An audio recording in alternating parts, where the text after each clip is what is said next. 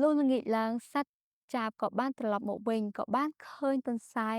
កំពុងតែដេកនៅក្នុងសំបុករបស់ខ្លួនក៏មានចិត្តខឹងយ៉ាងខ្លាំងហើយក៏បានឈ្លោះប្រកែកគ្នាដណ្ដើមយកសំបុកដែលលាន់ឮធ្វើឲ្យផ្អើលដល់សត្វដទៃជ្រាបសួរពុកម៉ែបងប្អូនទាំងអស់គ្នានៅថ្ងៃនេះដែរនាំជួបនឹងខ្ញុំម្ដងទៀតហើយនៅថ្ងៃនេះដែរនាងខ្ញុំមានរឿងអប់រំខ្លីមួយយកមកចែកជូនដល់ពុកម៉ែបងប្អូនទាំងអស់គ្នាដូច្នេះសូមចូលរួមស្ដាប់ដូចតទៅ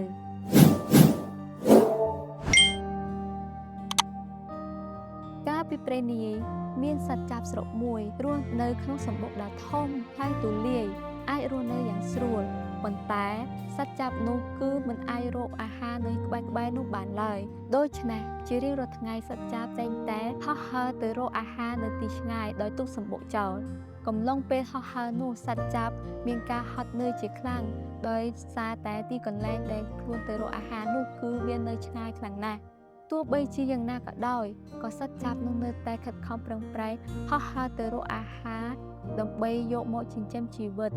មួយសន្ទុះក្រោយមកសត្វចាបបានហោះទៅដល់កន្លែងដែលមានរុក្ខជាតិនិងគ្រាប់ធញ្ញជាតិជាច្រើន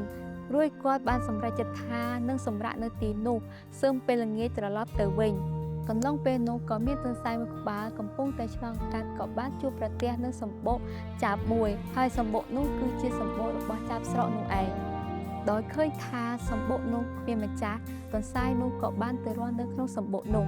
លោកល្ងាចឡើងសត្វចាបក៏បានត្រឡប់មកវិញក៏បានឃើញទន្សាយកំពុងតែដេកនៅក្នុងសម្បុករបស់ខ្លួនក៏មានចិត្តខឹងយ៉ាងខ្លាំងហើយក៏បានឈ្លោះប្រកែកគ្នាដណ្ដើមយកសម្បុកដែលលាន់ឮធ្វើឲ្យផ្អើលដល់សត្វដទៃដោយដោះស្រាយពុំបានសត្វដទៃ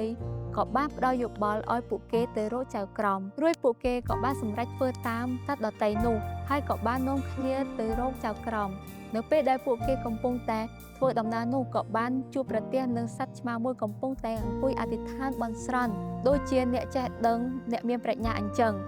សត្វទាំងពីរបានឃើញដូច្នោះក៏គិតថាសត្វឆ្មានោះពិតជាមានប្រាជ្ញាប្រហែលជាអាចដោះស្រាយបញ្ហាពួកគេទាំងពីរបាននោះហើយ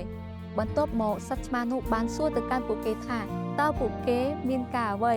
សត្វទាំងពីរក៏បានប្រាប់បញ្ហារបស់ពួកគេទៅកាន់សត្វឆ្មានោះដោយល្បិចកិច្ចការរបស់សត្វឆ្មានោះសត្វឆ្មាបានកុហកសត្វទាំងពីរថា